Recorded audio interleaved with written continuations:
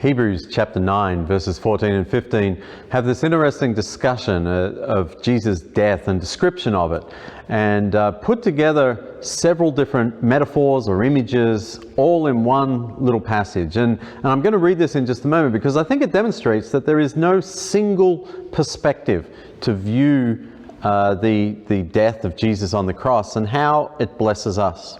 It says, "How much more then will the blood of Christ, who through the eternal Spirit offered himself unblemished to God." Do you get that language? The blood of Christ offered himself, sacrificial language. How much more will that cleanse our consciences from acts that lead to death, so that we may serve a living God?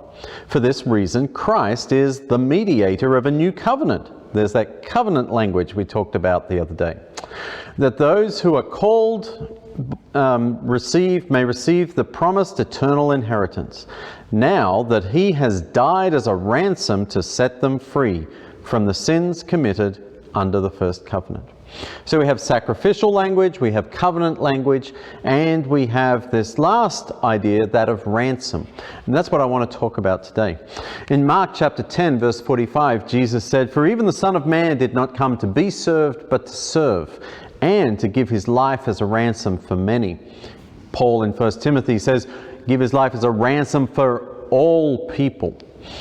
And so this concept of ransom doesn't involve sin. It has an image of God's people being captured. They are being held captive. And maybe they're held captive by sin, maybe they're held captive by Satan, maybe they're held captive by some other force, but they're captive. And Jesus comes to pay a price to set them free, to set us free, so that we can experience freedom.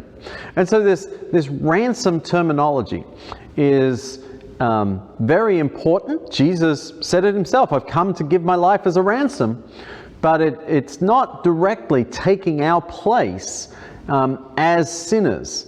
And certainly doesn't involve punishment. And so it's just another way of looking at what Jesus did on the cross, that Jesus paid the price for our freedom. May you live a life of freedom and be free indeed.